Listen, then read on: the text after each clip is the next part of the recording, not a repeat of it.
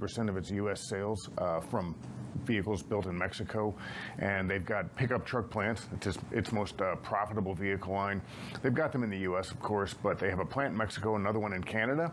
So you're talking about volume on their most profitable, highest volume vehicles potentially being subject to tariffs, and all of that kind of gives a potentially, cloudy future here for earnings for the next few quarters until this whole tariff situation between the Trump administration and the other USMCA countries gets ironed out.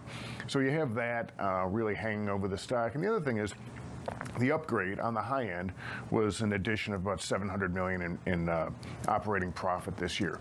That's very good, but most of that, $500 million of it, came from the elimination of Cruise.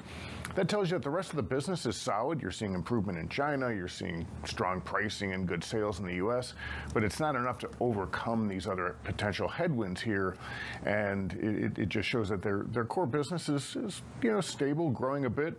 Pretty good, pretty solid, but who knows what's going to happen with tariffs, and that's got everybody on edge right now. Yeah, it leaves GM in an unenviable position, which is the things that it can control, it's doing, it's executing on, but there's too much that's really left to Washington and what may come, and it really has no ability to manage any of that.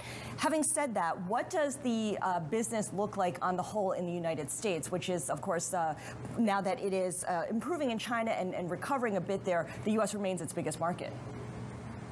It is, and in the U.S., GM has kept up pricing in the fourth quarter. Sales were up 21%. Those are all good things. Some of their competitors are discounting in the U.S., adding rebates. They've been able to avoid that so far, and they think they can for a while, although they're acknowledging that they could see some price pressure this year. The other good news for them is they're starting to mitigate losses and, in fact, getting to variable profitability on their electric vehicle program. But there, too, they say that the biggest drivers of reducing losses and getting to a operating profit on the electric vehicles is scale. That means more sales. And if the Trump administration gets rid of or at least greatly reduces the tax incentives, that again, that's another issue that could be a headwind for GM this year. They'll probably still grow sales in their EVs. They'll continue to get scale, but it could slow down their march toward making that a totally profitable program. All right, David, appreciate your reporting. Of course, that is Bloomberg's David Welch on a terrible day for General Motors, currently down about 8.5%. It was one of the automaker standouts last year, but can't say the same today. Let's check in on Boeing quickly, though. Of course, they reported earnings this morning. You can see shares flying on a relative basis relative to Boeing's recent history, up about 4% right now, actually foregoing setting financial targets for 2025. But we did hear from new CEO Kelly Ortberg saying that he's optimistic about returning to a production rate of 38 737 aircraft per month this year. Scarlett, talk about a turnaround story. This is one that investors have been watching super closely. Yeah, 6 years of losses over at Boeing. This is clearly a long-term turnaround story. Nothing's going to happen right away. And even to that end, with Kelly Ortberg addressing these needs to invest in core businesses, perhaps, paring down the unprofitable businesses, he's not saying a whole lot of detail on that. It's still a work in progress here. And the big question is what happens with demand for the jets? And that is a good news story because there's not enough supply of these jets. No, not at all. So we'll continue to follow that one. Just one of the many things that we're keeping an eye on.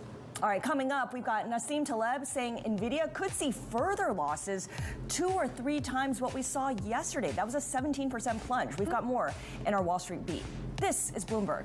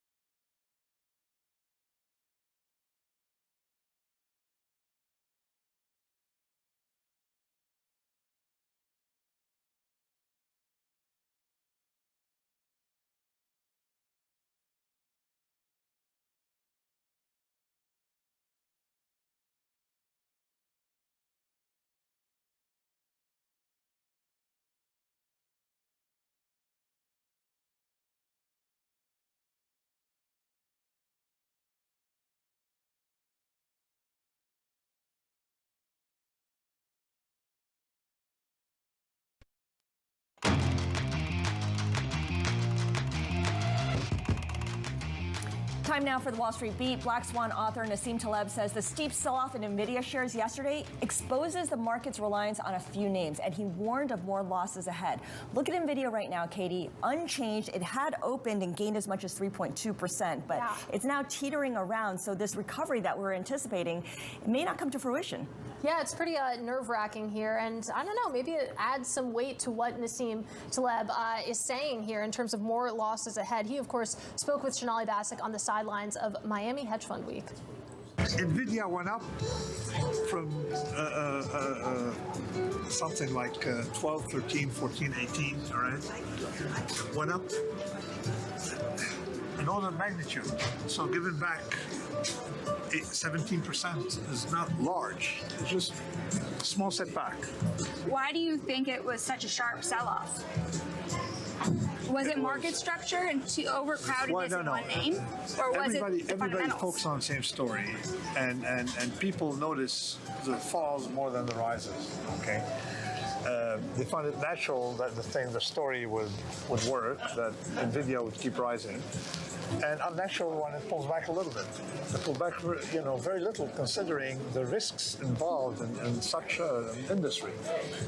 You're building everything on the hope that people will use your chip, will use chips, rely on chips, and that the investment will not come from software or someone figuring out a better idea or some other method, and which is what happened. It's a hint of what is to come. Well, are you saying that there could be a lot more in terms of a drawdown? I think that the over-reliance on that story of, number one, you're going to be the one making money from AI, NVIDIA, not others. This over-reliance is completely at odds with our knowledge of history, all right? The one who came up with the first laptop computer, Sir Clive Osborne, went bankrupt. Okay, the one who, look at history. Those who come up with a new technology, they think, hey, you know what? We figured out this is going to be the future. We own the future, and sure enough, okay, someone else will make the money. All right, that was Nassim Taleb speaking with Sonali Basak in a very Miami setting. Of course, the music and the setting didn't quite match up with what he was saying because it was pretty doom and gloom when it comes to what we could see in terms of more pain on this NVIDIA story. Yeah, he felt very comfortable sitting there, in the Miami heat with the jolly music talking about what he expects. He calls tech firms gray swans because investors underestimate the possibility of one-day deviations in their prices of the likes that we saw yesterday in NVIDIA. $589 billion in market cap lost just in one day. And gray swan seems generous from him because a lot of people were saying that yesterday was the black swan moment for AI. It wasn't even something that a lot of people had on their dance card. We heard from Ruth Porat over at Davos last week saying that China was maybe a year off from American AI models or something to that effect. And maybe even that timeline is is being questioned right now. We'll continue to follow, of course, what's going on in the market, what's going on with NVIDIA, trying to decide whether it wants to go higher or lower right now. You can see the S&P 500 taking a leg lower, down about 0.1%. The NASDAQ 100 trying to hold on to gains. Stick with us. Coming up in our next hour, we'll speak with Grace Peters. She is JP Morgan Private Bank Global Head of Investment Strategy. This is Bloomberg.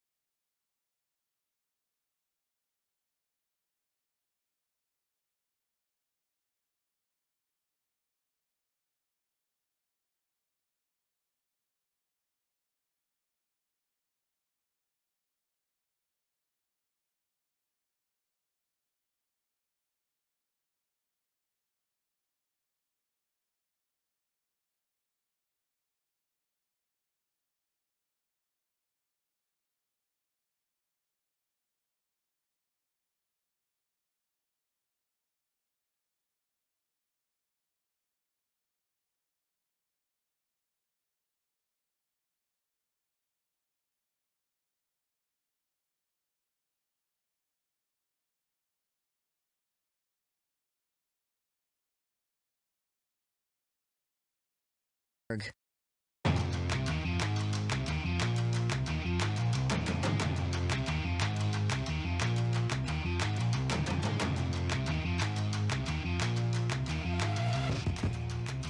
right, we are 30 minutes into the Tuesday trading day. Welcome back to Bloomberg Open Interest. I'm Katie Greifeld. And I'm Scarlett Fu. Matt Miller and Shonali off for the day today. Shonali Bassick, sorry. Yeah, that's her name.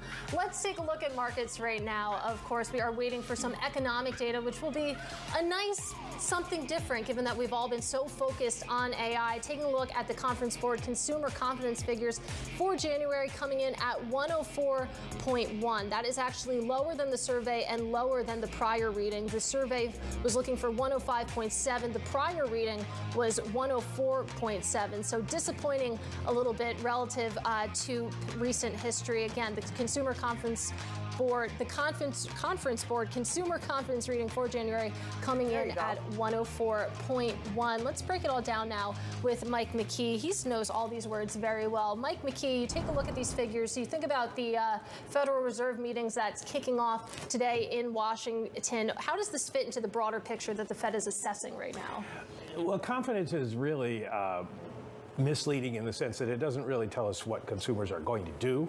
It tells us how they are feeling. One of the interesting questions is going to be about buying plans, and the Conference Board report doesn't come out immediately with the breakdown as it used to, but basically purchasing plans, it says for homes and cars were flat in January and flat for most appliances. Now, some of the other indicators have suggested maybe people wanted to start buying ahead of tariffs, ahead of prices going up. So that doesn't quite validate that theory. But inflation expectations do matter to the Fed in these numbers. It's not the same as the University of Michigan that gets all the publicity, but their average 12-month inflation expectations increased from 5.1 to 5.3%. Pay no attention to the number itself because Americans aren't very good at guessing what inflation is, but the fact that it is going up matches what we have seen in other surveys. So that might be something that concerns the Fed. You know, speaking of prices going up, we had the S&P CoreLogic housing price index come out, and that indicated prices are moving up for housing as at the same time that mortgage rates are climbing as well. Yeah, we had seen a decline in the rate of increase in home prices, but that has apparently stalled, or at least did in November. Remember, these are 2 months delayed. Mm-hmm. So we'll have to see if those come down in the future. The rent numbers have been coming down that suggest that housing overall in the CPI will come down because that's what they use rather than home price numbers. Might mention also the Conference Board present situation number, 134.3, way down from 140.2, and expectations do rise, 83.9 from 81.1. So people don't like where we are right now with inflation coming down, unemployment low, and growth strong. But they think things are going to get better. Yeah, it's always something, isn't it? Mike McKee, great to see you before you're heading to D.C. for the Fed meeting. Yes, we will be there tomorrow. We will see you. Have your question ready on inflation?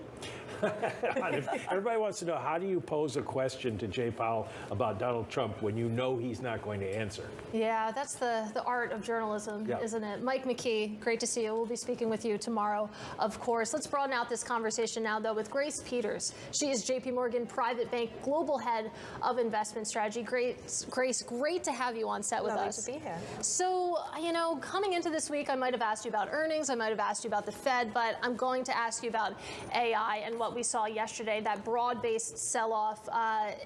Were you just fielding phone calls from nervous clients? How did it actually feel from where you were sitting? AI has been a huge theme of ours, and it continues to be. So our conviction has not changed because of some volatility in markets. Indeed, one of the key themes that we've been talking with clients through the course of this year is that they should expect more volatility, particularly equity market volatility. We've seen a fair amount of rate volatility over the last 12 months, but equity volatility has been extremely benign, and we should expect more. As it pertains to AI, as I say, it's still a key theme for us. We are employing AI in our business. We can see transformative impacts, and we do believe this is going to be a really positive thing for the economy. But there's a whole AI value chain, and I think, Scarlett, to the point you made earlier, investors are just too concentrated in one part of that, whether it be the hyperscalers or AI infrastructure.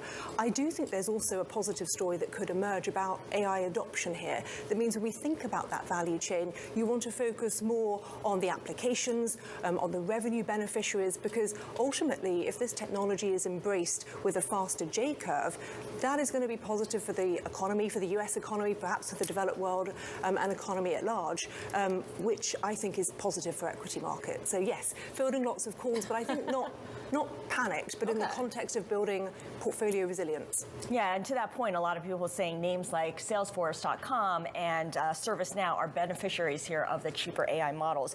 The thing with looking at big tech names, and NVIDIA in particular, which is now up by about 1.5% at the moment, is that so many people use them as a safe haven in their portfolios as well. It wasn't just the growth component, it was also their utilities, their modern day utilities in many ways. Do we need to rethink that given the expectation for greater volatility in these names? So I think, why would they use it as a utility? It's because of the cash flow generation. If we think about even, without even focusing on one name, the largest 10 stocks in the S&P, they are spending around 41% of total S&P R&D expense. So we know that they're investing for the future, but they're also generating over 25% of cash flow. Despite that investment, they can afford to pay dividends and they can afford to do share buybacks. Indeed, of the S&P's overall 1.2 trillion, over 30% of share buybacks will come from these 10 large companies. So that's what makes them, actually a quality defensive ballast in the portfolio, as well as obviously growth stocks. And that would be one of the reasons that I'd say we don't need to panic here. Sure, the focus of the market through that AI value chain may shift, as discussed, but I think the cash flow generation and the reason why we want to invest actually in listed companies, quality listed companies with the balance sheet, is one of those reasons why I think that, no panic, and actually some of those stocks will prove to be a good entry point. I'd love to bring this conversation to the bond market because honestly, the most interesting thing I saw yesterday was this reaction, this bid that we saw across the Treasury curve in reaction to what we were seeing in the equity market. And I saw some explanations for why BMO was talking about the potential wealth effect, maybe taking some pressure off the inflationary landscape. I ran into Tom Keene this morning. He was talking about GDP ramifications. What do you make of what we saw in the bond market yesterday? I think it's risk off. I think it's, investors saying, right, I'm pretty concentrated in equities, I'm concentrated in US equities, and I'm concentrated in tech. Where am I going to go? Where can I go for that more secure return?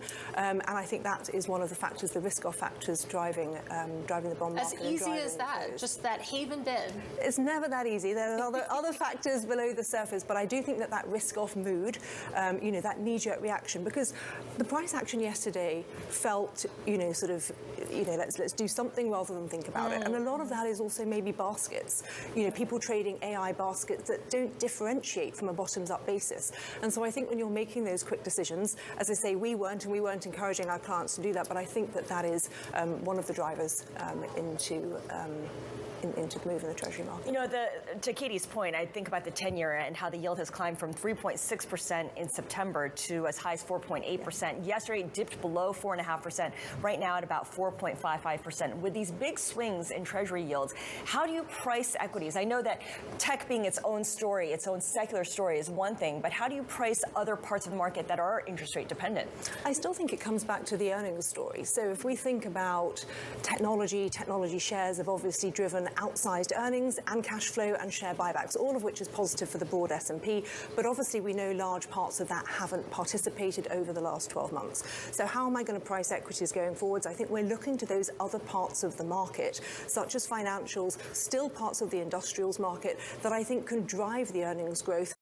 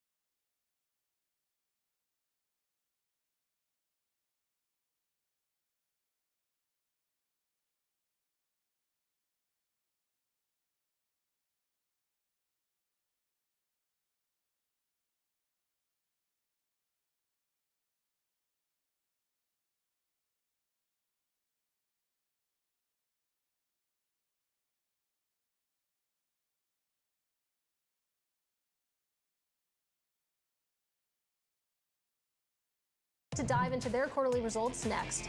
This is Bloomberg.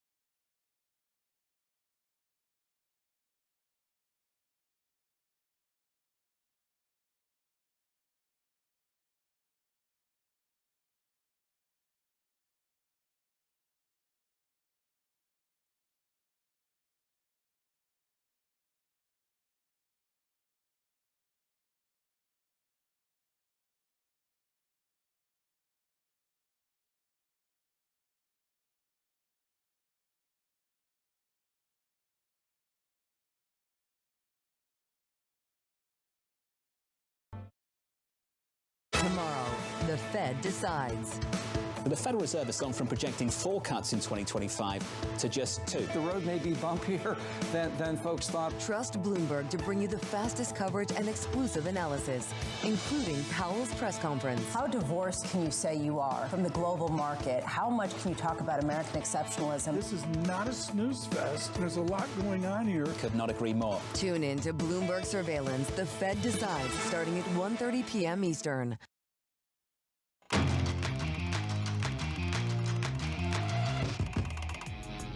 All right, it's now to high interest to look at what's making headlines around the world. The U.S. Immigration and Customs Enforcement expanding its raids to New York City. This follows a series of raids in Chicago. The newly appointed Homeland Security Secretary, Kristi Noem, joined an enforcement operation in New York this morning. In a post on X, she wrote that a criminal alien with kidnapping, assault, and burglary charges is now in custody.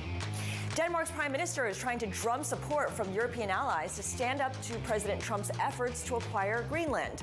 She met with Germany's Olaf Scholz in Berlin and French President Emmanuel Macron in Paris before meeting with the Secretary General of NATO in Brussels. Those meetings came after a viral photo of the prime minister dining with the leaders of Finland, Sweden, and Norway. And staying in Europe, UK Prime Minister Keir Starmer indicates he wants a better trading relationship with the U.S. He spoke with Bloomberg's Francine Lacqua and discussed his recent phone call with President Trump. There's a huge amount of trade between our two countries. I think that's to our great advantage. I think that's something that we can build on. And so I was very pleased with the engagement that we've had with President Trump. We'll build on that. And in the markets, Boeing and JetBlue both out with their latest results this morning. We're looking at shares of JetBlue tumbling after its cost outlook was higher than expected. Meanwhile, you've got Boeing's new CEO, Kelly Ortberg, saying he is realigning the company around key business lines after posting a $4 billion operating loss for last quarter. Joining us now for more is Bloomberg News' Brooke Sutherland. She is our Boston bureau chief, and she is also author of the Industrial Strength newsletter. Brooke, I want to start with JetBlue, given the tumble that it's seeing in shares today. Feels like this is a pretty large reaction. You might even say outsized reaction to the cost forecast, which was higher than anticipated. Put this in context for us, given that a couple of other airlines have reported already. Sure. I mean, it's really just a continuation of this have and have not story in the U.S. airline landscape, where you see airlines like Delta and United that cater more toward premium flyers and have a larger international business, really sort of standing out from the pack and moving, further up the profitability curve, whereas the more domestically focused, lower cost airlines are really struggling. That's not as, a robust corner of demand for travel right now. And a lot of those airlines ended up expanding in the wake of the pandemic and are now sort of dealing with that as we have sort of a glut of overcapacity on some of these more leisure-oriented routes. And then, as JetBlue talked about today, costs are going up. And when costs are going up and you have too much capacity, that is a dangerous equation. And I think you're just really seeing investors react to the continued travails of that corner of this airline market.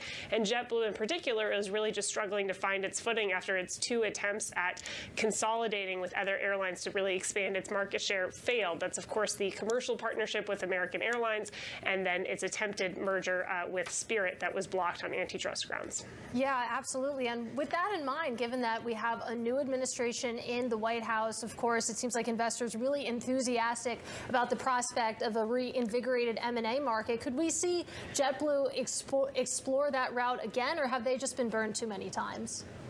I think it might take a lot for them to jump back into the airplane consolidation game, just given their past experiences. And also, M&A is always tricky, but it's particularly tricky in airlines when you're talking about merging 2 different brands. And that's certainly something that you ideally would like to do from a position of strength. And so, I think JetBlue is probably focused right now on getting its own house in order, getting those costs down, ideally improving pricing and seeing more of, a stabilization in demand. Well, given that shares have been so underperforming and JetBlue isn't exactly in that position of strength, Brooke, could we see them actually be a target here, or am I getting too silly? I think, the airline industry is highly consolidated, and this enthusiasm about M&A is certainly real and valid. But I think, where you're more likely to see deals is perhaps outside of these already very highly consolidated sectors like airlines. You can look at the past precedent and the argument that antitrust advocates have made is that more consolidation is not always helpful in terms of consumer choice. And I don't know, that argument is necessarily going to resonate a lot more right now. But there's certainly a lot of opportunity for M&A in some of these other sectors. But some of these highly consolidated industries that have already seen so much M&A, it might be trickier. Yeah, and one of the reasons that JetBlue had cited for M&A was, of course, it wanted to increase its fleet, and it couldn't do so without a partner.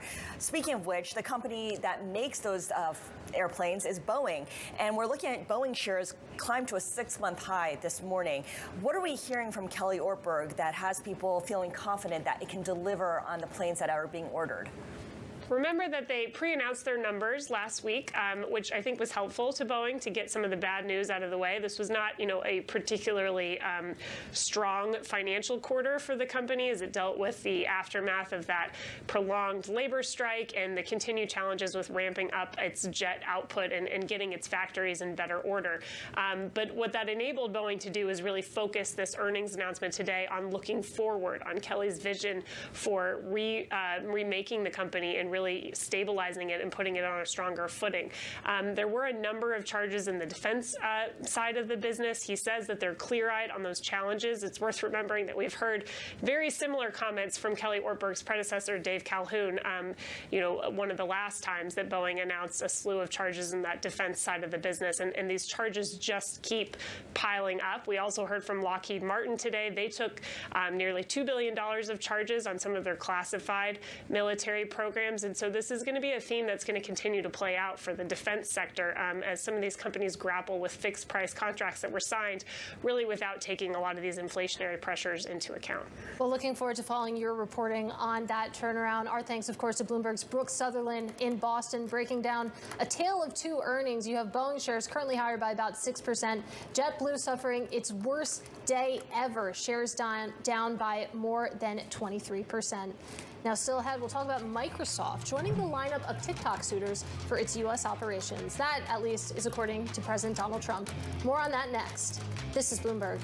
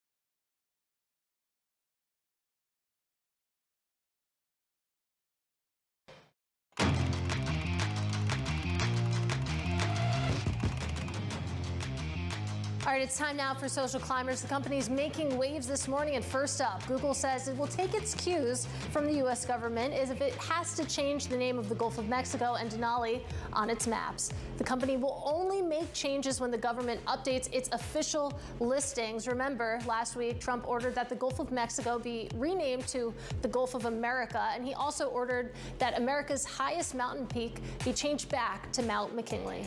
Next up, President Trump also says that Microsoft is in talks to buy the U.S. arm of TikTok. Microsoft, for its part, declined to comment on any involvement in a possible deal. There's great interest in TikTok right now from many quarters of the tech industry, with other bidders including AI startup Perplexity and also billionaire Frank McCourt.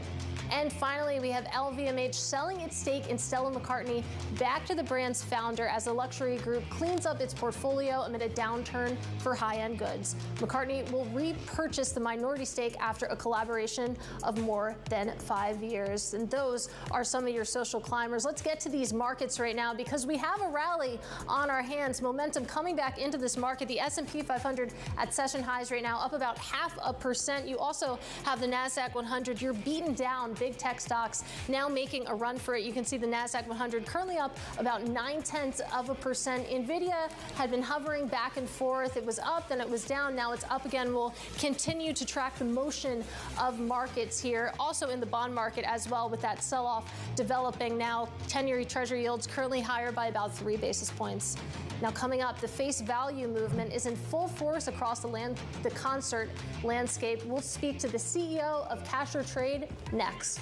This is Bloomberg.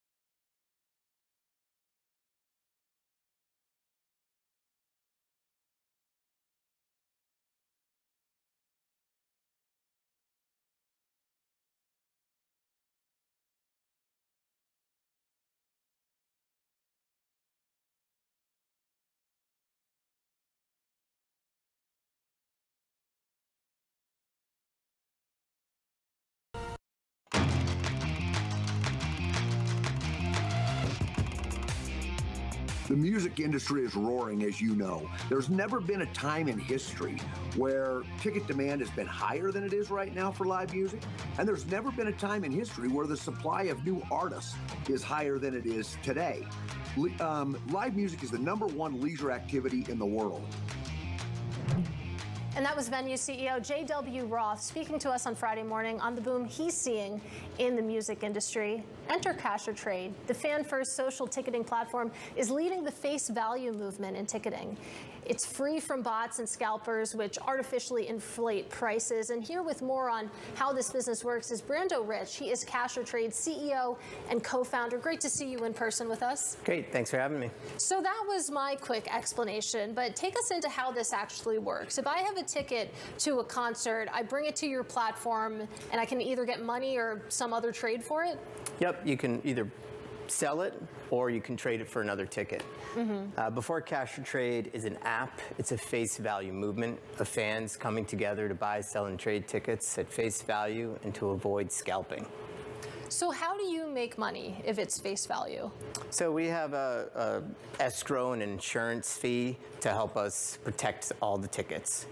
And members also can become a gold member where they can avoid extra fees and purchase at cost. What's the benefit of being a membership fee as opposed to just paying a transaction fee for each time you do make a purchase? You gain a little bit more perks. You can reply right away to a post rather than waiting 10 minutes. You have the first dibs. But largely, you can avoid any extra insurance costs and protection. You're just protected all year long.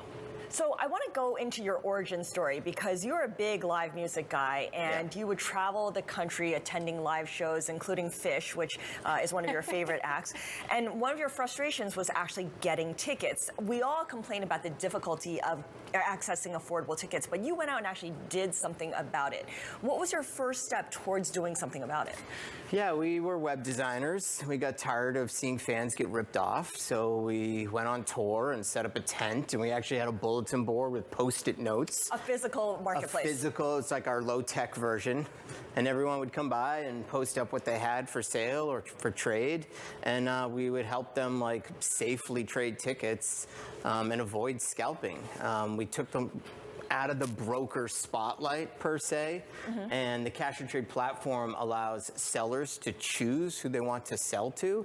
So the way that the flow works, it's not like a click and buy website. You can't really just go on there and buy up all the tickets. You really have to communicate with the buyer or the seller, and they make friends, they leave reviews. Oh, okay.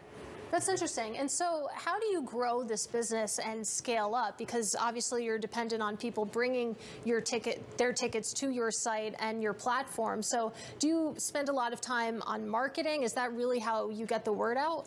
Yeah, we are building the face value movement. There's members from 46 countries and from every state in the U.S.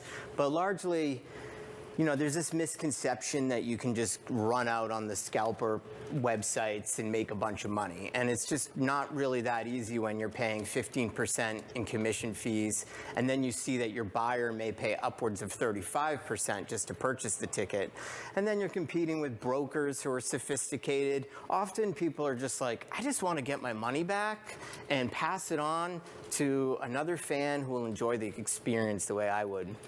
You know, some musicians, some bands have criticized Ticketmaster for their fees, their dynamic pricing. I'm thinking about Robert Smith of The Cure.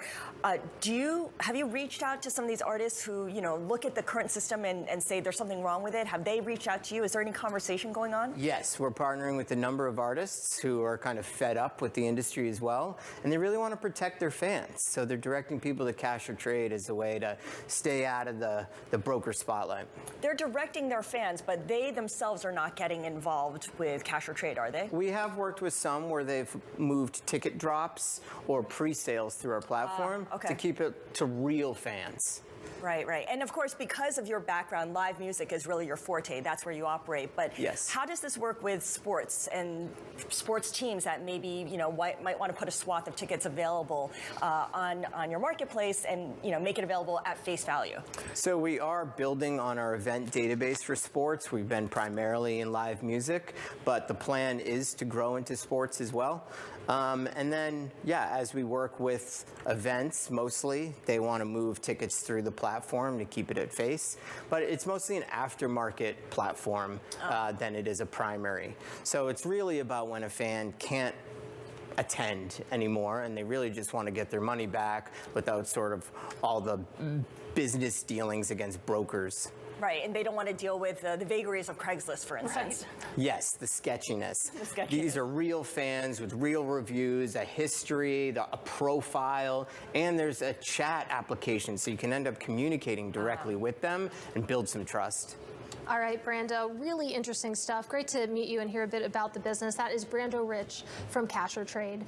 Meanwhile, we got to turn back to these markets because, again, we have a rally underway. The S&P 500 higher by about 0.4%, being led by big tech. The Nasdaq 100 higher by about 0.8%. What's remarkable to me is the volume right now. And the S&P 500 volume 47% higher than the 20-day average. A lot of people coming in and buying this dip and buying the dip in NVIDIA as well, Scarlett. Yeah, although we have reached session highs and we've turned a little bit here, and volume is heavier than average. But for the NASDAQ, down 23% from the 20-day average. Yeah. So interesting. That is an The interesting volume divergence. burst is in the S&P 500 and more so in the Dow Industrials, which would seem to suggest that there's a lot of rotation going on here. Yeah, absolutely. A lot of people sort of ripping up the script, similar to what we've done over the past 2 days. We'll continue to follow that. But we do have some movement under the hood as well. Let's get to some of the stocks moving this hour with Bloomberg's Isabel Lee. Hey guys, I'm looking at AMD. It's kind of flat now, but edging lower. Maybe you can say 1%. The stock is downgraded to a hold by Melius Research. It says it sees earnings risk given the competition from NVIDIA. And the firm is also increasingly concerned that custom CPUs and NVIDIA CPUs will cannibalize even more of their server in the long run. And the firm has a 2-year price target of $129 for the stock. That was down from $160. Okay, so some weakness in tech does continue. In terms of companies that rely on consumer spending, we know that cruise lines have done incredibly well, and we have another example of that today. Yes, Royal Caribbean is popping 10%. The firm reported adjusted EPS that beat average estimates, and it extended its streak of profit beat. So the firm said its busiest booking period is off to a great start, and the busiest booking period is called the wave season, because wave season is when cruise promotions peak. This usually happens during the first quarter of the calendar year, and bookings have increased since their last earning call, and the company is also launching a luxury river cruise. So of course they are. I'd like to do that. You know, wave season brings its own like outfits with it as well. People get cruising outfits. Oh, really? Yeah, they're into that. I mean, I do love a theme. I'm not a participant in wave season, though, the ocean. I don't know, not a place to be. Anyway, let's talk about General Motors. Interesting, good results, but sort of glossing over the potential impact of tariffs. Yes, it's going the opposite direction, down around 10%. So they did have a better than expected profit outlook, but concerns about tariff threats really is weighing on the stock. Adjusted earnings before interest and taxes this year will range from $13.7 billion to $15.7 billion. So GM previously said that the 2025 profit will be in line with last year's total. But we have Morgan Stanley noting that the forecast doesn't even account for any of the new policy on taxes. Bernstein said it was unsure that full year guidance would provide much upside. So lukewarm there. Yeah, the sell side really calling them out, and this move in shares. At one point, GM was down 9.9%. That was the worst move since March 2020. Not a superlative you love to see. Currently off by the most since November. And worth noting as well that Ford shares are down about 3.2%. That company doesn't report earnings until next week, next Wednesday, but perhaps that gives some indication of what kind of forecast or not a forecast Ford might give.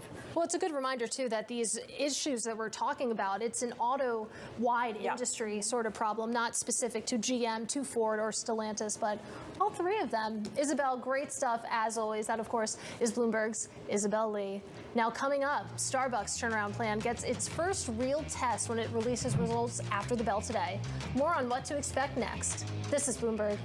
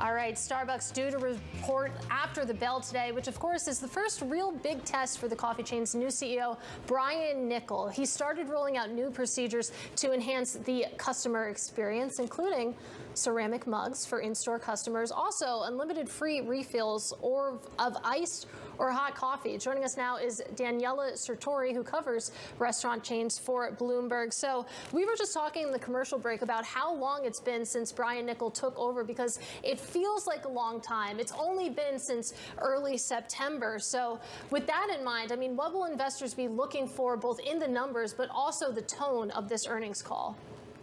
Definitely. So as you said, Brian only joined in September. So really this earnings is more about getting a gut check about whether the business is headed in the right direction. A lot of the changes that he's implementing to make a face more welcoming, like for example, bringing back the ceramic mugs and the Sharpie so you can get a handwritten note on your cup, actually only came into effect officially on Monday. So yesterday. So it's less about his own plan and more about like, okay, Starbucks has already had 3 quarters of same-store sales declines. Does it get worse, or are we starting to see a stabilization? If it does get, if it is worse than expected, it might signal that Brian Niccol may need to do a lot more to turn the company around than what he has already said. Right. And of course, he came to Starbucks with great fanfare. He has already been paid, I believe, about $96 million, according to filings. We know that he is able to work from Newport Beach, California, and kind of commute to Starbucks in Washington State. All of this sounds great. Well, nice work if you can get it. Daniela, my question to you is, in adding some of these small touches back, right? The ceramic mugs for customers, greeting customers, writing handwritten messages on the cups. All this costs money. How much patience will investors have for the spending that Starbucks needs to do in order to get the culture back on track? That's a really good point, because as you said, he was already awarded $96 million, in total compensation. A lot of it is stock awards. And, he does commute, even though Starbucks has said that he spends, most of his time either traveling, visiting stores, or at headquarters.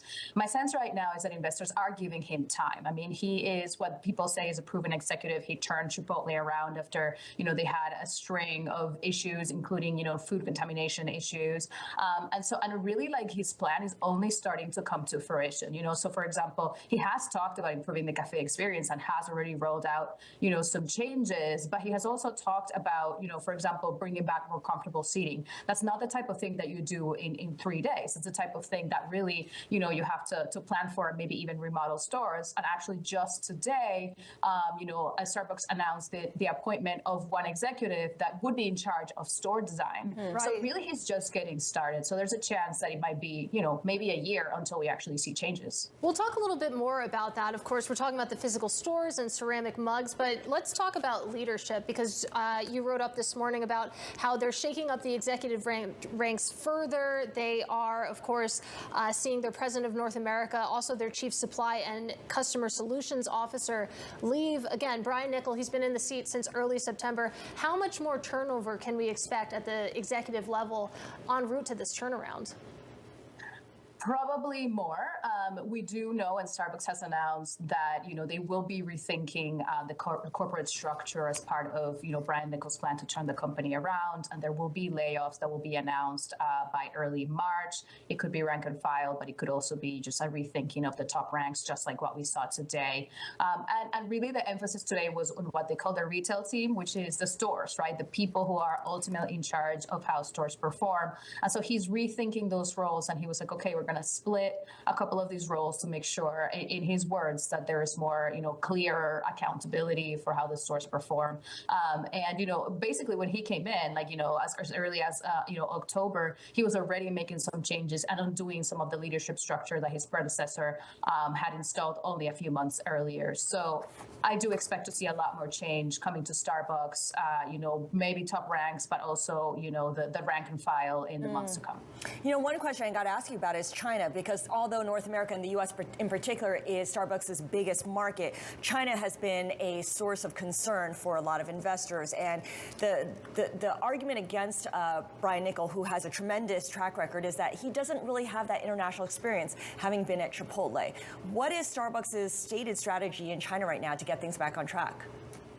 Yeah, that's an excellent question, because basically what they have said is that they are reviewing the business, right? They're reviewing the best way to run it. So right now, North America and China run the same way, which is that for the most part, Starbucks runs the stores directly. In other international markets, they actually have like a licensee. Imagine that, like, someone pays you for the right to run the stores and they run it themselves. And China operates that way now, but there's been questions about whether that's the best model. And, and Bloomberg has reported about, Starbucks looking at several options for that. We can say, too, that there's been a little bit of a leadership transition there. So the person had that time been in charge of the business for a very long time, transitioned first to like a chairwoman role. And now there was a recent announcement that she's retiring. There's a new leader in place. So, I think investors are going to be looking for a lot more clarity and hopefully more information on today's earnings call about the China strategy. But there's definitely already been some movement there. All right, Daniela, really looking forward to those earnings results after the bell. Looking forward to your reporting as well. That is Bloomberg's Daniela Sirtori. And I have to say, Scarlett, I have one piece of free advice for Brian Niccol, if he's watching, which I assume he is. The food at Starbucks. I don't know how often you're pulling out your app and ordering food at Starbucks, but you're not into it? It's pretty dismal. They do have this egg bake that I like a lot. But other than that, I mean, it's pretty slim pickings there. They've gone through a lot of changes. It feels like they were trying to do a lot more, and then they've kind of streamlined things, so you almost don't know what you're going to get when you go there. That's true, yeah, but I don't need a ceramic mug. I just need a nice egg sandwich. But in any case, coming up, the Trump administration has directed federal agencies to pause federal funding, including grants and loans. We'll have details on that move next.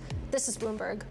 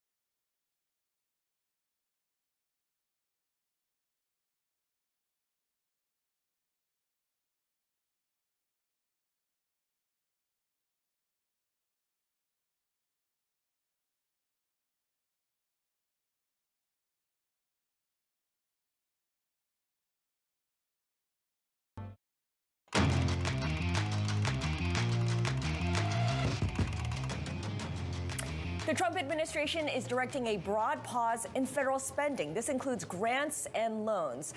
It's obviously pretty wide-ranging, so we want to get more details and bring in Bloomberg Balance of Power co-host Kelly Lyons. Kelly, I say we want to get more details, but do we actually get more details? Because so far, the MO of this administration is to say big, broad things and then kind of let details dribble out later on.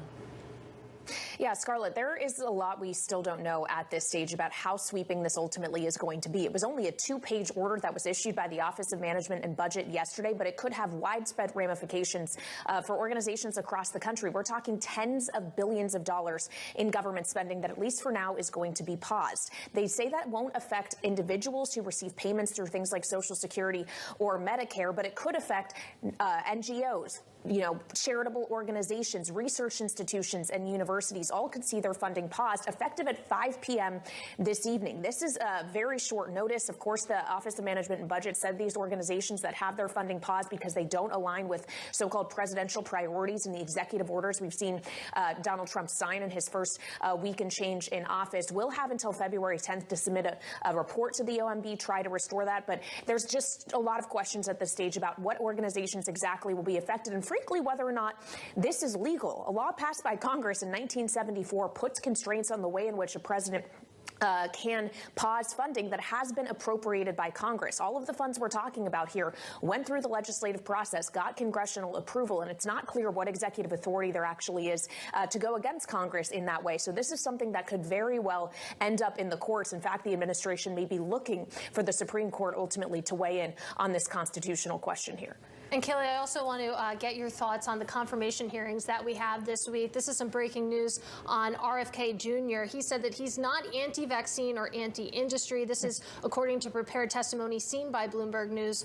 Quote, all of my kids are vaccinated, and I believe vaccines have a critical role in healthcare. So interesting there from RFK Jr. Ahead of those confirmation hearings, what are we expecting? Because we have RFK Jr. I know we have Tulsi Gabbard and Howard Lutnick as well this week.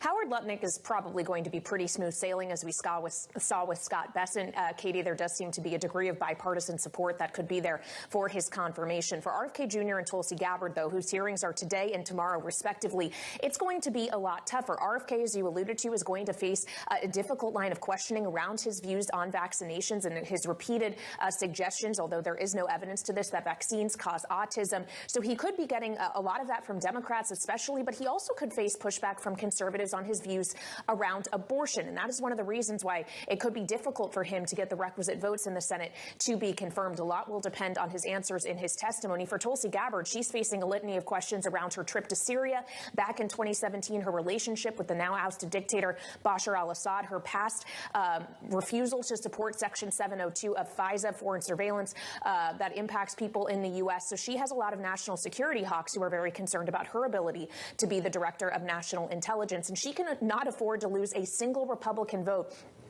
in the Intelligence Committee that will hear from her tomorrow. And so we're going to be watching very closely to see kind of the demeanor of those who are questioning her, because she is seen as the one with the steepest hill to climb if she does indeed want to be confirmed. And very quickly, Kaylee, I understand the White House will hold its first press briefing today at 1 p.m. Eastern Time. Are we likely to get any clarity on tariffs? Because President Trump has indicated that he wants across-the-board tariffs that are much bigger than the 2.5% that reportedly Scott Bessent, his Treasury Secretary, has floated. Yeah, that's what the president said on Air Force One traveling back from Florida last night. He said to protect America and, of course, American manufacturing, he would like to see a universal tariff of higher than 2.5%. But he didn't get specific about that number or a timeline, though we are watching Saturday, February 1st, as he said that could be the day in which he implements 25% tariffs on everything coming from Canada and Mexico. But Caroline Leavitt, the youngest press secretary in history, mind you, at just 27 years old, will have to face those questions from reporters at 1 p.m. Eastern Time today. We'll see if she's willing to get ahead of the president at all, or if she dodges that until Donald Trump gives us firmer answers as to what exactly he would like to see implemented and when it comes to those levies on foreign imports. Yes, some must-see TV there, Kelly. I know you'll be all over it. Our thanks, of course, to Bloomberg's Kaylee Lines in Washington. And tonight, Senator Dick Durbin from Illinois will join Kaylee and Joe Matthew on Bloomberg Balance of Power. Meanwhile, a quick check on these markets at session highs right now. On the S&P 500 higher by about 0.6%. The NASDAQ 100 higher by about 0.8%. We'll see how that develops between now and 4:30. But that does it for us for now. I'm Katie Greifeld alongside Scarlett Fu, and this is Bloomberg.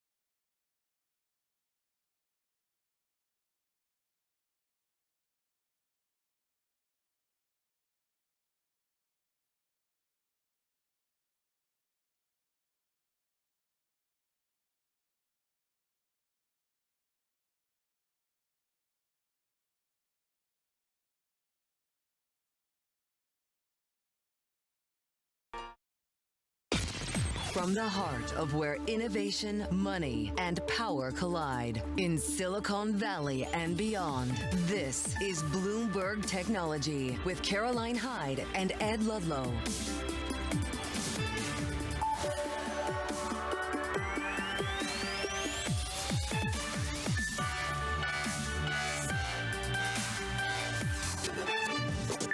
Live from New York, I'm Caroline Hyde. And I'm Mike Shepard in San Francisco. This is Bloomberg Technology. Coming up, DeepSeek Day 2. We dive into the ripple effects in tech markets and the impact on US chip curbs. Plus, we discuss DeepSeek's AI model and the future of open source with Hugging Face's chief AI scientist. And President Trump says Microsoft is in talks to acquire the US unit of TikTok. Details later this hour, but first we check in on the markets and we claw our way back. Mike, not nearly offsetting yesterday's significant sell-off. We're up just a percentage point on the overall NASDAQ. Look, Apple once again doing heavy lifting to the point side. Meta at a new record high, but not enough because NVIDIA bounces back but 2% after a 17% sell-off yesterday, but $30 billion being added from a market cap that was wiped out by $600 billion yesterday. This is all surrounding China coming with clearly a very powerful, very efficient, very cheap open source model, Mike. And yesterday, NVIDIA called DeepSeek's new model, quote, an excellent AI advancement that complies with U.S. technology export controls, and that DeepSeek's work illustrates how new models can be created. Let's bring in Bloomberg's Ian King now to tell us more about this. Ian, this was a rough day yesterday for NVIDIA. It bore the brunt of the DeepSeek shock across the markets, yet their statement really was curious. Tell us what your interpretation was. Yeah, I mean, there are a couple of things going on here. I mean, they could have obviously said nothing. They could have just ignored it. They could have said, maybe it's kind of dodgy technology that we don't really believe in, but they actually endorsed it and said, no, this is good. And the sort of underpinning message we saw here was that maybe they're telling the US government, your export controls haven't worked. We should be allowed to ship whatever chips we want to China because guess what? They'll do good stuff with whatever they can get hold of. Let's just go to that narrative on chip exports potentially not working. We heard from President Trump just yesterday about what the impact could be. Just take a listen in. In the very near future, we're going to be placing tariffs on foreign production of computer chips, semiconductors, and pharmaceuticals to return production of these essential goods to the United States of America. They left us and they went to Taiwan, which is about 98% of the chip business, by the way, and we want them to come back. Of course, a lot of NVIDIA chips are manufactured in Taiwan, Ian, so there's going to be an impact there. What do you think the regulatory impact will be, and let alone whether inferencing is really going to be the future for GPU demand? Yeah, I mean, this is the big question here. The expectation, I think, before the inauguration was that this administration would, if anything, double down on this kind of crackdown of chips and the flow to China. And here we're getting a different aspect of it. So I think we'll have to see how much attention the new administration is placing on this issue. But the expectation is that they're not going to let up.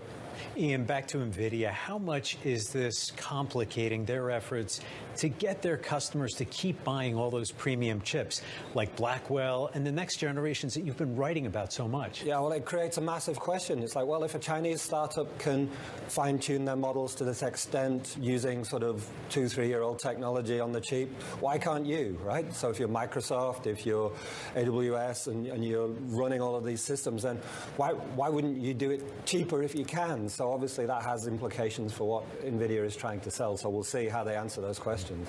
Thank you. So far, the statement is all we get. Ian King, we thank you. Now, let's just talk about how the tech markets, of course, roiled by China's seemingly cheap, powerful AI model.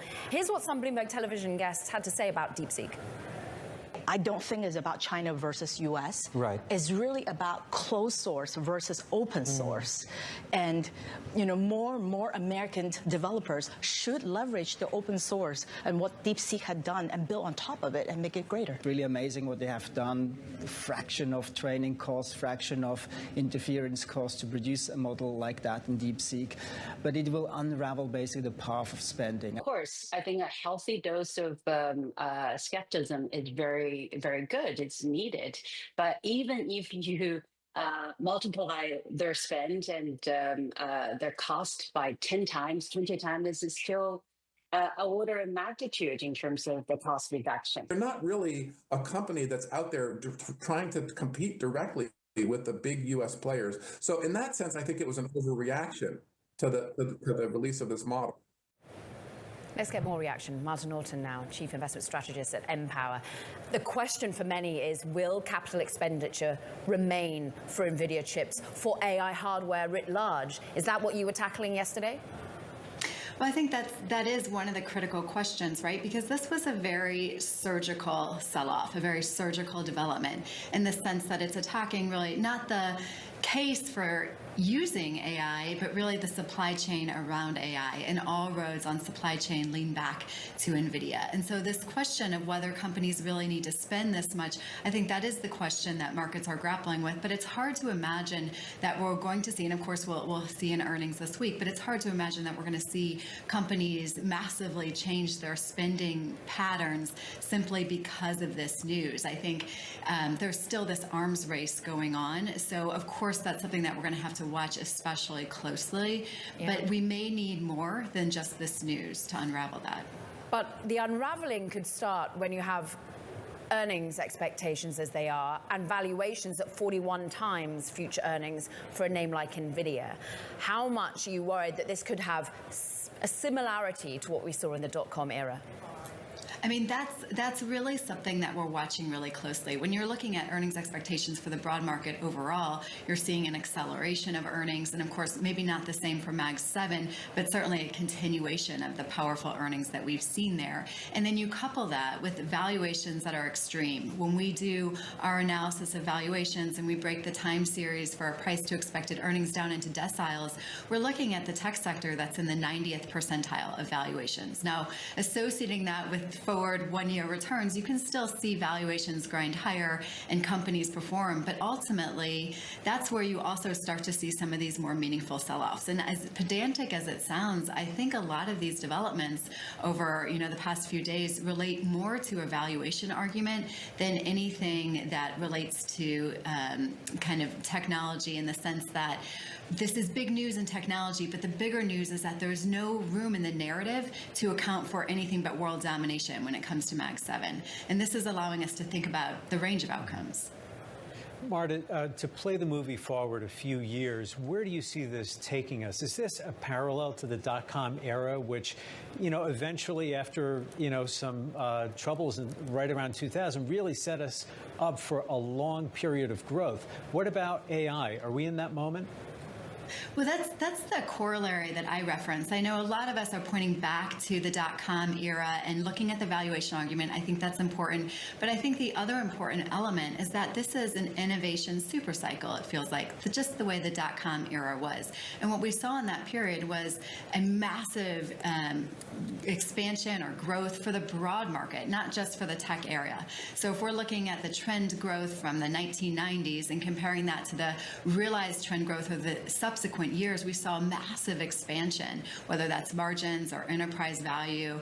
The internet world had a huge impact on the broad economy. And I think that's what we can expect to see with AI.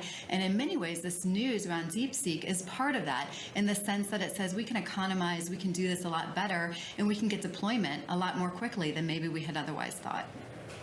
And on that idea of getting cheaper AI out to companies and businesses across the economy, maybe a little bit faster, what sort of impact do you see, and where do you see growth potential from that? Well, I do think there's this broad market where you have to understand that there could be a variety of spaces that we can't perfectly anticipate. I think we're seeing hearing a lot more conversations around retailers and the deployment of kind of agency help find the right products more quickly with fewer steps along the way. I think that's one possible application. We're also seeing where stocks hold up quite a bit better. I think the idea that software can easily deploy, or maybe more easily deploy AI within their world, I think that's a possibility. So I think the applications are somewhat endless. The imagination, it has to be pretty broad here. And so there's some argument for kind of an equal weight exposure to try to capture that range of experiences, but with a long-term horizon. I don't think this is necessarily something that we're going to see in Q2, Q3 of 2025. We're taking a few tech hits to your line, but we're going to stick with it, Marta, because I have this crucial point for the here and now. With retail actually buying back into NVIDIA, institutionals not right now. What about a so-called black swan event or ripple effect? We talk, of course, to Nassim Taleb yesterday. Just have a listen to what he said. Right. Beginning of an adjustment of people to reality, because now they realize now it's no longer flawless. You have a small little chip on the glass. A little chip in the glass of the valuation question, a little chip in the glass as to whether this is akin to a dot-com crisis. But where could be sustained? Will energy survive this? We saw such significant sell-off to certain of those names. You know, I think when we're taking a look at NVIDIA or energy, I think there's more vulnerability there simply because this is getting at the heart of the thesis there, that they are the, you know, especially NVIDIA, the dominant provider of this capability, that all roads lead back to NVIDIA when it comes to supply. And this story is really tackling that idea that potentially there's more ways to skin a cat. You can focus on efficiency rather than sheer run force. So I think the idea of a chip in the glass, I think that's important, and it's getting at the heart of NVIDIA. But whether this is the beginning of, you know, the unraveling of all things AI, I think that's a little bit more extreme or a bridge too far today, simply because that unraveling would depend on the use case being attacked, the use case of AI being attacked. And I don't think that's what we're seeing here. It's more the supply chain question. And really, at this point, I think there's still more that we would need to see to really suggest that companies are going to pull back on their capital expenditures in any meaningful way. Marta Norton, Chief Investment Strategist at Empower, thank you. Coming up, we're going to discuss DeepSeek's open source approach and what it means for competitors. The Chief Science Officer at AI platform Hugging Face will join us on that. This is Bloomberg.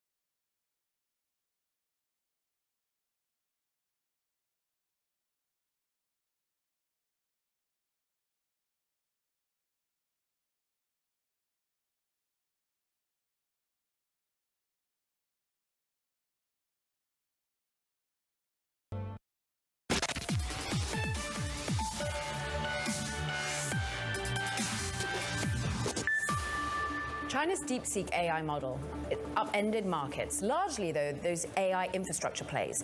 What about model providers? Clearly, open source is impacting AI development. We're joined by Thomas Wolf now. He's the Chief Science Officer at Hugging Face, an open source and collaborative platform for AI builders. Is R1 the huge breakthrough that the market clearly thinks it is? I think there is definitely a bit of an overreaction. We've seen a steady increase in open source model performance, but we also have to be honest, it's the first model, I would say, that really reached the performance of closed source. So the gap is closed now between closed source models and the open source model performance. Let's just talk about how the derivatives have expanded, because you are all about open source. You're about community. You're about the innovation that one model can provide to many others. From what we understand from Clem, the CEO over with Hugging Face, he's saying that there have been 500 derivatives already created from DeepSeek. How are you seeing an exponential growth of the use of this model? Yeah, it's even growing, right? So I was just checking, I can give you fresh new stats just now. We're over 670 models already created by the community.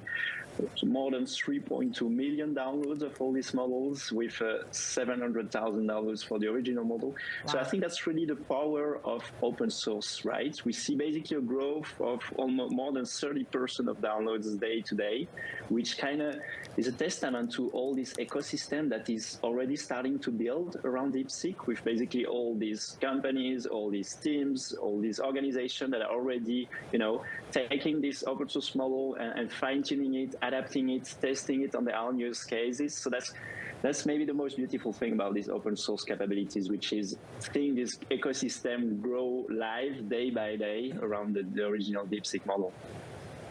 Thomas, we can't separate the story of DeepSeek from the geopolitics here. What concerns do you have that a reaction from Washington or other governments might be to restrict open source use in some fashion as a way of keeping technology out of China's hands? Yeah, I think there's a lot of, I would say, a lot of way of reframing these stories as a US-China, but really the more general story here is the open source effect of this model. It could have come out of almost any countries, and I would expect actually open source model to keep coming out of China, but we also have European companies like Mixtral starting to open source model, and very soon more teams. So more generally, I think hopefully we'll see a move from a geopolitical interpretation of this story to really interpretation as open source versus closed source.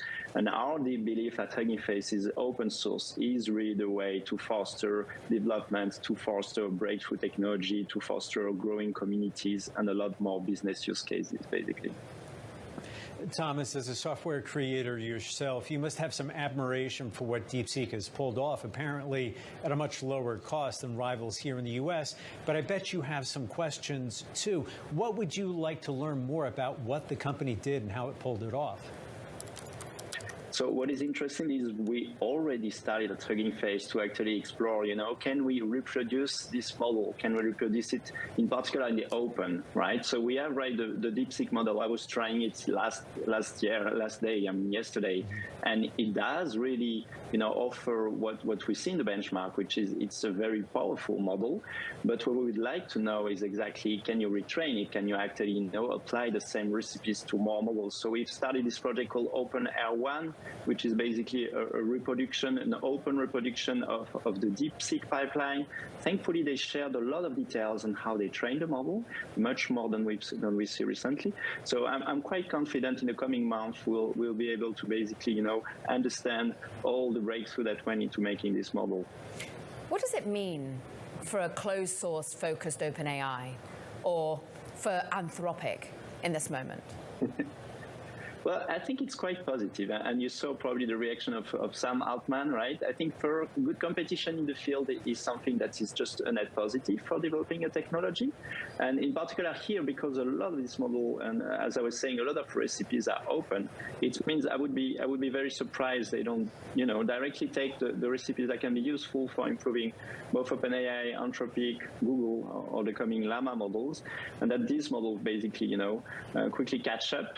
So I think it's a good thing. That's also the good thing about open source, is because you share a lot of information about your models, you actually lift the whole fields up with you by explaining how you make your breakthrough. But some people don't want to see everyone rise up. They don't want to see China rise up. Ultimately, is that a false narrative, a straw man, to be even saying that China is behind the US when there's open source communities such as yours? Yeah, the open source community generally don't really know any border, right? As I was saying today, it's a Chinese team, but generally, it's just a very smart hedge fund team, right? There are teams like that in many countries, and that's why we keep seeing new actors in AI, right? So I think ultimately, I believe in fair markets. I think having fair competition, sharing more, actually, is a good way to make progress together. So, in the future, we would like to see much more actors active in AI. We would like to see basically large AI company a bit everywhere in the world. And I think that's maybe the first step, in this direction. Are we expecting to see similar innovations coming from Europe? There have been questions and concerns raised in the European Union about the level of regulation and that it might be restricting development in AI. Yeah, it's obviously a big discussion, right? I was at Davos a bit last week, and definitely a lot of the discussion was, okay, what is about European regulation? I just think the teams are really good. I would be surprised, for instance, in the UK, in Germany, in France, that we don't see all these teams that basically help train, the models of Mistral at Meta, at OpenAI, at Anthropic. We've seen a lot of people also leaving OpenAI to start their own startup. So I think one takeaway from DeepSeek is that basically the recipe to build a very good quality large language model nowadays is something that's almost accessible to everyone, right? So I think all these people leaving the big tech companies will start their own team. And because you kind of just need a few millions, I would be surprised we don't see a lot more teams coming out of Europe in particular, but also as a region this year. Thomas Wolf, Chief Science Officer at Hugging Face, thanks for joining us. Coming up, President Trump says Microsoft is in talks to acquire TikTok, U.S. operations. Details coming up next. This is Bloomberg.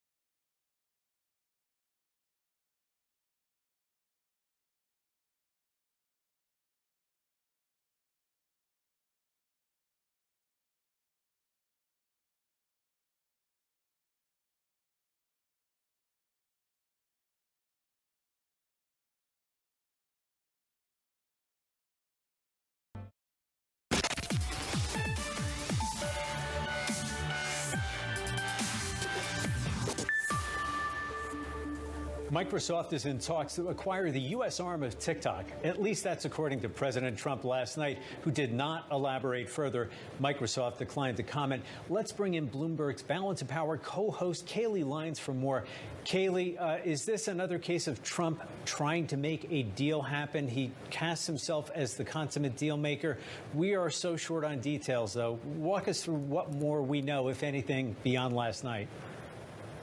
Well, the details are pretty limited, Mike. He was asked directly by a reporter if Microsoft was in talks to acquire TikTok, and the president said, quote, "I would say yes." And that's really all we got on that specific matter. As you said, Microsoft isn't commenting on this either. Keep in mind, though, that during the first Trump administration, back in the summer of 2020, Bloomberg did report Microsoft was looking at acquiring TikTok's U.S. operations back then, when the first kind of pressure around divesting or banning it over national security concerns was arising. Oracle was reportedly looking at it, too. And we know just last week, when the Stargate project was being announced at the White House and Larry Ellison of Oracle was in the room, Donald Trump suggested he'd be open to Ellison buying TikTok, or Elon Musk when he was asked about that. We know there are other players involved as well, including Frank McCourt, who you speak with frequently on this program, who have made bids. And it does seem that is what Donald Trump's preference really is here, a bidding war. He said as much last night that he thinks bidding wars result in the best deals. As for what that deal ultimately looks like, that remains unclear. What he was clear on yesterday when speaking to the House Republican conference at his Doral club in Florida is that he does not want China involved in whatever happens here. Of course, China is going to have some say in that ultimately. Would the U.S. government have involvement still, Kailey? Well, that's the question. He's talked about this 50% ownership structure, whoever buys it sharing equity with the United States, essentially. So it would be some kind of half and half deal. But it remains unclear whether or not that can be done by the now April 4th deadline, which has been extended by Trump's executive order. There's also a massive question around whether antitrust concerns would be raised by some of these individuals or companies like Microsoft acquiring operations of this size, which could be tens of billions of dollars. And obviously, as you guys well know, 170 million users in the U.S. While Donald Trump and the people he's instilled at places like the FTC or at the Department of Justice may have some alignment on this, it still could face scrutiny, especially from big tech skeptical lawmakers on Capitol Hill. And whether ByteDance would ever sell it. Kailey Leinz, yeah, thanks so much. Meanwhile, coming up, we're going to dive back into how the DeepSeek model innovation could affect private sector generative AI adoption. Jacqueline Rice Nelson is with us from Tribe AI. That's next. This is Bloomberg Technology.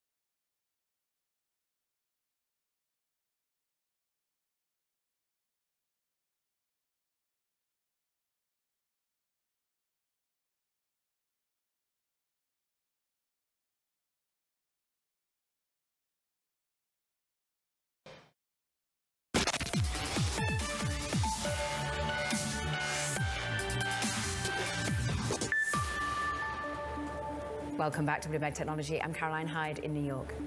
And I'm Mike Shepard in San Francisco. Let's discuss the impact that DeepSeek is having on U.S. tech companies now with Bloomberg's Shireen Ghaffari. Shireen, thanks so much, and thanks for all your reporting today. There's a lot of soul searching going on in Silicon Valley over the past 48 hours. Tell us a little bit more about what's happening. They set up war rooms. What is the conversation like? So the top AI labs right now in the U.S. are trying to figure out how the Chinese startup DeepSeek was able to catch up so quickly, right? You have their latest R1 model really exploding on the scene in the past week, and everyone is astounded by how competitive it is. It is actually leading by some metrics on these AI models that have taken Western companies, years and a lot more money the Chinese company DeepSeek claims to build. Well, we can all debate as to how much it was copying, building off Western technology, but the key question is, will CapEx remain the same? And ultimately, what it means for OpenAI and Anthropic in terms of reducing the cost of their models. What do you think the ripple effects are, Shireen? Yeah, I think we're starting to see people really question whether we need these astronomical budgets for building the most advanced AI models, and whether, because DeepSeek was able to make some gains in how efficiently they use the computing power, if those, gains can be applied now to U.S. companies, and sort of questioning why U.S. companies didn't come up with that first. It's a fascinating big take. Go and read it from Shireen Ghaffari. And the meta war rooms that are currently being set up, we appreciate it. Now, we've got to assess what President Trump had to say about the competition from DeepSeek. I think if it's fact and if it's true, and nobody really knows if it is, but I view that as a positive because you'll be doing that too, so you won't be spending as much and you'll get the same result, hopefully. The release of DeepSeek AI from a Chinese company should be a wake-up call for our industries that we need to be laser-focused on competing to win. Let's talk about that competition. Jacqueline Rice Nelson is with us, co-founder and CEO of Tribe AI, provides AI services for leading enterprises. And I have a feeling a lot of them are rushing to understand how they can use this cheap and innovative AI model. Absolutely. First, thrilled to be here. I think this 2025 is the year for enterprises to get ROI from their AI efforts. And the ROI calculation just changed dramatically.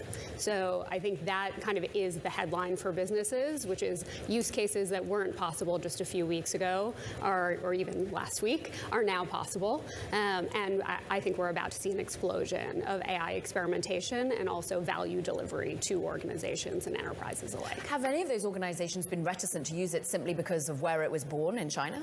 It's a great question. I actually had the same question and dove into this myself. And I think it all comes down to how you use these models. So there are lots of ways to be using Llama or open source models today in ways that have lots of guardrails that are set up to be more secure and can be run locally on your own environment. In many ways, actually, it's almost easier with open source than it is with closed source models. And so everything comes down to the implementations of these models. I think today a lot of businesses have these same questions, but that's in many ways why they're sort of coming to Tribe and trying to help navigate the landscape across all of these different models. What are best to use and when and for what types of use cases, and how to set it up in the optimal ways. Jacqueline, one of the key questions that's come up in relation to DeepSeek is the one on spending. How is that factoring into the way you are guiding people through the AI landscape now? Is it a different message that you're having to deliver about efficiency and about bringing a product to market for a lot less? So the short answer is yes. I think that I compare it to a highway. We have just added a lane or multiple lanes to the highway. When you do that, the traffic does not go down. Actually, it only increases. And that's because driving and going on road trips gets more attractive. The same is true right now for AI. So I think we're about to see really an explosion of activity. And that's sort of across companies, across enterprises, within the large. And to your point on efficiency and sort of product innovation, I think we're going to see proliferation across these use cases. And then that doesn't even include the large hyperscalers who are still on this quest for AGI. And nothing changes there. I don't think anyone is taking their foot off the gas. And if anything, competition has just increased dramatically. And the open source model, is this something that is feasible to be scaled at large enterprises, big corporations that also may have security considerations and other factors to bring in that might make them question whether open source is the right choice for them? Yeah, I think there are a lot of considerations that go into what is the right model selection. And so I think it's really clear that we have entered an era, and actually I've always thought we were in this era, which is that we are in a multi-model world.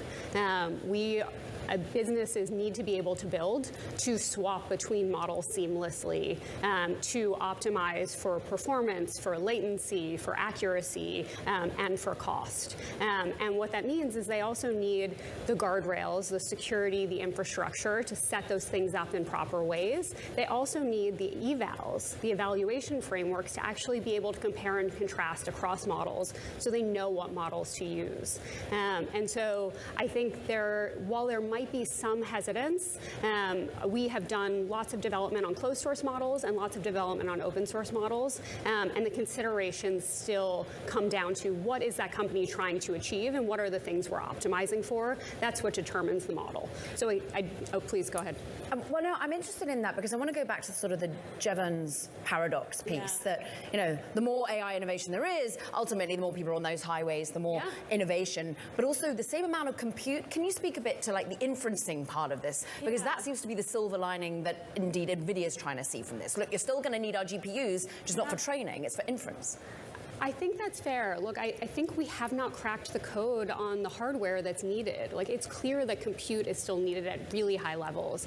There's no way that we have, even with these new DeepSeek models, we haven't found the answers yet, right? We're not stopping. And I think that that's the bull case for how and why you're going to see continued investment here, is that we are in a continuous innovation cycle. And ultimately, I think that drives utilization. And I think the question is for what? And then the other piece is that ultimately consumers are the biggest winners here. And I think that is the most exciting story. There's a lot of fear. There's a lot of China versus US dynamics. I think the reality is that competition is good.